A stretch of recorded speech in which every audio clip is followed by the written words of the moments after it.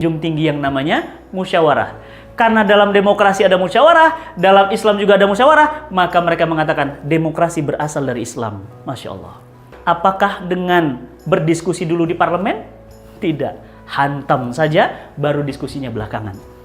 Demokratiskah? Berasal dari Allah Subhanahu wa Ta'ala. Sahabat cinta Quran yang dirahmati Allah, mari fahami fakta demokrasi, fahami fakta Islam. Kita akan menemukan perbedaan mendasar.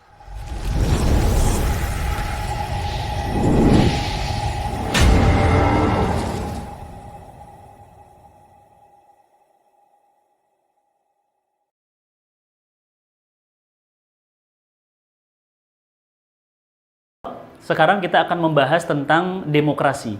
Sebuah pembahasan yang tidak mungkin selesai dalam satu tayangan ini. Tetapi paling tidak tayangan ini menggambarkan dari mana dan mengapa umat Islam hari ini bahkan mencintai dan memperjuangkan demokrasi. Sahabat cinta Quran yang dirahmati Allah, sejarah munculnya demokrasi adalah masa kegelapan Eropa, di mana dominasi gereja dengan penguasa berkolaborasi menindas rakyat. Semua atas nama gereja, semua atas nama Tuhan. Maka kemudian muncullah tokoh-tokoh pemikir mereka yang sudah mulai berpikir bahwa ini ada upaya untuk memisahkan gereja dari negara. Bahwa gereja adalah wilayah suci dan politik adalah wilayah kotor. Sehingga jangan bawa-bawa agama dalam urusan politik. Lantas agama hanya urusan Tuhan, gereja adalah urusan Tuhan, dan politik urusan manusia. Maka muncullah ide yang disebut dengan Vox Populi, Vox Dei. Suara rakyat itu adalah sejatinya suara Tuhan. Mengapa demikian? Karena rakyat pasti menginginkan kebaikan untuk diri mereka.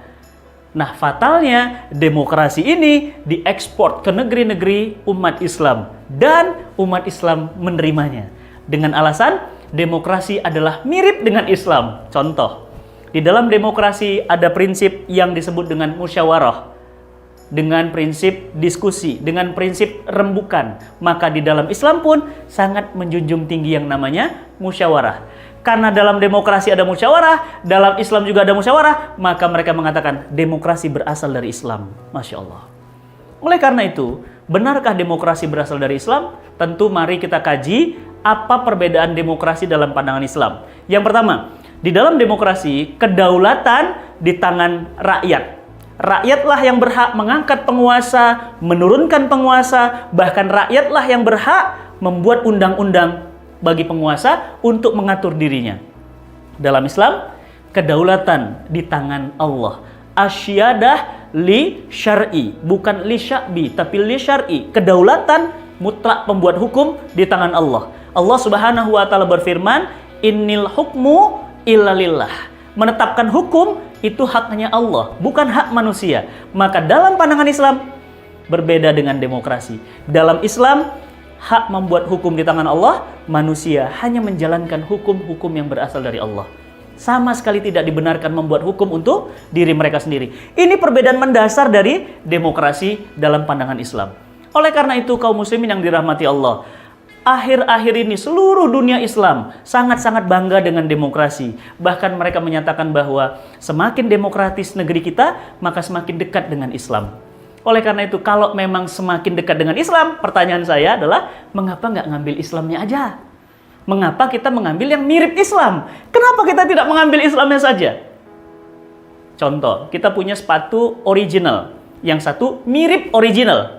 Pilih yang mana? Original atau yang mirip original? Tentu kita akan mengambil yang original. Oleh karena itu, kaum muslimin, sahabat cinta Quran yang dirahmati Allah, maka mulai hari ini kita menolak demokrasi karena sama sekali tidak berasal dari Islam, bahkan bertentangan secara diametral dengan Islam. Yang kedua, demokrasi sesungguhnya adalah produk hasil akal produk manusia yang mencoba mengatur manusia. Manusia membuat hukum untuk manusia, akhirnya manusia menyembah manusia. Na'udzubillah min dzalik. Ini durhaka yang paling besar, kriminalitas yang paling besar. Ada Tuhan selain Allah, yakni Tuhannya adalah sang pembuat hukum yang mereka sebut sebagai wakil rakyat. Yang kedua, mungkinkah demokrasi mampu mengatur manusia? Ternyata tidak. Bahkan di negara yang paling demokratis itu sendiri pun tidak demokrasi. Contoh, Amerika Serikat. Kita lihat, Katanya negara yang paling demokratis.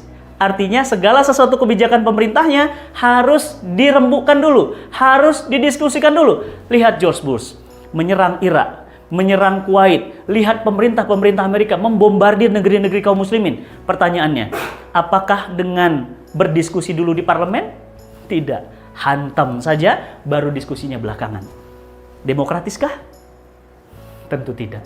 Lihat negeri ini yang katanya negeri yang selalu meminta pendapat wakil-wakil rakyat. Benarkah menaikkan BBM? Benarkah menaikkan listrik? Selalu mengikuti pendapat Dewan Perwakilan Rakyat atau MPR dengan musyawarah? Tidak. Seringkali kebijakan itu telah diputuskan baru kemudian didiskusikan. Oleh karena itu, demokrasi selain dia bertentangan dengan Islam, yang kedua, demokrasi adalah ide usang, bohong, dusta demi kepentingan para elit penguasa agar mereka mampu berkuasa. Oleh karena itu, sahabat cinta Quran yang dirahmati Allah, kalau kita mirip demokrasi kita kejar, mengapa demokrasi milik Islam kemudian Islam yang kita tinggalkan, demokrasi mirip Islam kita ambil? Maka sudah sepantasnya hanya Islam yang pantas kita ambil untuk mengatur kehidupan kita. Oleh karena itu, sahabat cinta Quran yang dirahmati Allah, fatalnya negeri-negeri kaum muslimin hari ini lebih ridho diperintah demokrasi daripada kemudian diperintah oleh Islam yang sudah jelas-jelas berasal dari Allah Subhanahu wa taala.